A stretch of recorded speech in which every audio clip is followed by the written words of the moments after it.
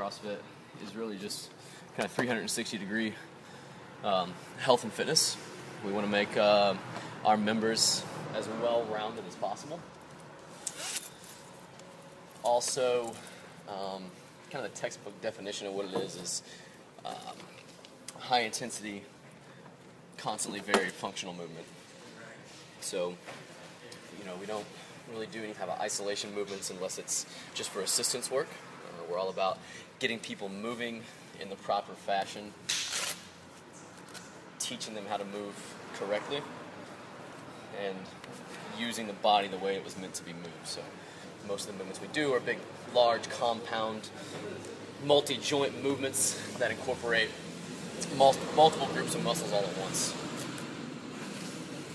And also, I think another easy way to think about it is just kind of elite strength and conditioning for the masses. So, a lot of the methods we employ are things that have been used in college or professional training programs for a long time. Just has never really been brought to the masses. And then I guess really the last thing to say there would be, and it's also about making fitness fun again. I think a lot of programs are just very regimented. You just do one thing, and it's the same thing day in, day out. The workout here is different every day.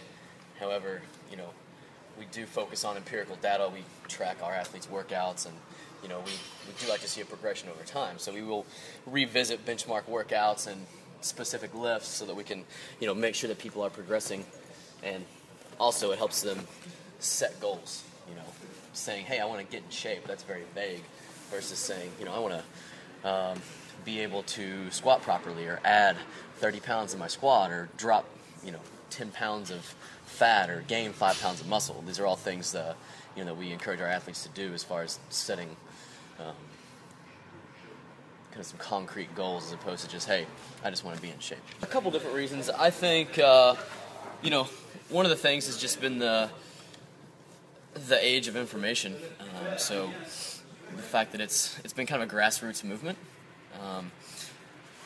and in the early days, I think CrossFit did a very good job of introducing that movement via the internet, as well as some good grassroots groups as well. So a lot of CrossFit training started out in military circles, police, fire, things like that.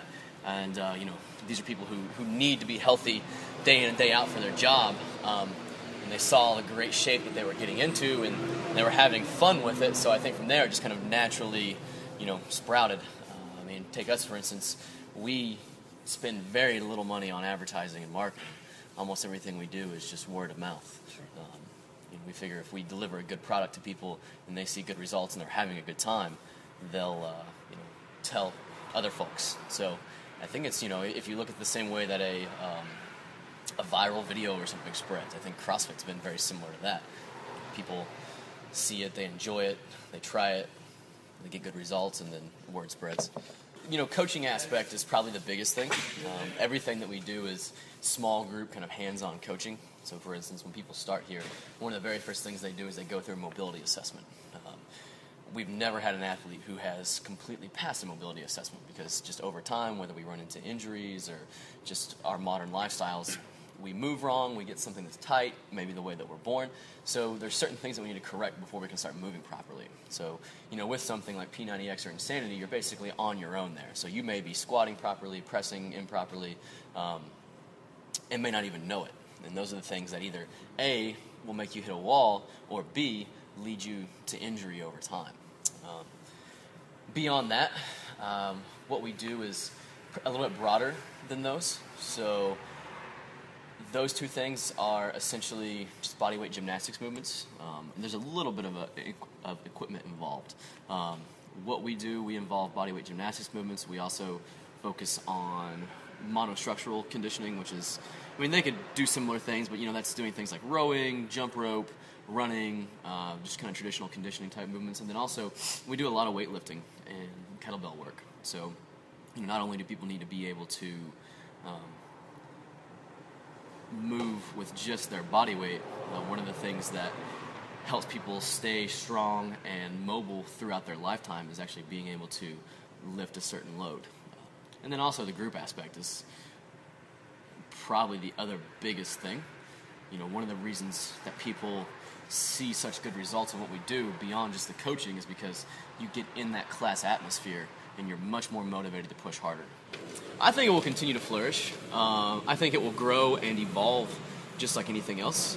But like I said, a lot of the principles we use are nothing that's really brand new. Kind of the way that we've packaged them and put them together is somewhat new, and bringing that to the public is new. But, good movement principles, good lifting principles, things that make people well-rounded and healthy throughout their life, it's pretty undeniable, and I think will stand the test of time. So, I think just like anything else that becomes popular, there's going to be both sides of the coin. I think a lot of the content you see posted that criticizes CrossFit, it's content for the sake of content generation. If I want to get a lot of views on a website, I can go out and discount something that's very popular, and that's going to give me a lot of views. So I think that's where a lot of that comes from. But just like anything else, there is a potential for injury. There was actually somewhat of a satirical article recently that talked about as soon as you get off the couch, your risk of injury increases by 400%. But yeah, so, as long as you're coaching the movements correctly, as long as your coach is experienced and knows how to program correctly, the risk for injury is very low. The very first thing that someone does when they come in is they go through a mobility assessment.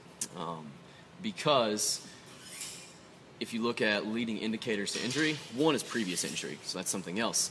In a large setting, so we go to a typical gym, we have 5,000, 10,000 members, everyone's on their own. So if they've had a pre-existing injury and they still go in and do a movement that's going to potentially hurt that same area again, most people are none the wiser. So that's one of the things that we can do right from the beginning is begin to get to know our athletes, understand that, for example, maybe they had a knee injury in the past and the impact of running is something that can potentially harm them. We're going to get them on a rower because they can still get a cardio and muscular adaptation from that. However, it's low impact and they're not going to injure themselves. So there's that immediate connection between athlete and coach. From there, when we talk about the mobility assessment specifically, and that's taking someone and saying, okay, well, they're lacking range of motion in one ankle. Most people don't know it, but if I'm lacking range of motion and I'm asymmetrical, that's typically the second leading indicator of injury. So if we see an asymmetry side to side, then that's one of the next things that we're going to correct to prevent injury down the road. From there, making workouts scalable is the other big thing. So for instance, if I have an athlete who's pretty advanced and can do a gymnastic movement like a handstand push-up, then I'm going to have them do a handstand push-up. However, if I have someone that's brand new and isn't ready to be in an inverted position, then we're going to start off with something very simple like an overhead dumbbell press. I'm still using the same muscles, but I'm at a much lighter load, and I'm not introducing as much of the complexity. Beyond that, when someone gets started, we do a month-long getting started course. So instead of just throwing someone right into the mix of a regular class, we have a full month to get them up to speed and to teach them proper movement. So I think those are probably the biggest things. Like I said, I think it will evolve just like anything else. So you look at it being a very grassroots movement. Traditionally, you would have 1 or 2 CrossFit gyms pop up in a city. A lot of times it would be someone who, had a strength and conditioning background and was just really passionate about CrossFit and, wanted to kind of bring that to their local market. However, I think as the market evolves, you're going to see some bigger players come into the arena. So, CrossFit gyms that essentially, take over that specific market. And I think you're already starting to see that on the coast a little bit. CrossFit gyms that have several locations. But as far as the philosophy behind it, I think you'll see tweaking here and there, but I think as far as the core philosophy of CrossFit, I think it'll stay pretty much the same over the next 5 to 10 years.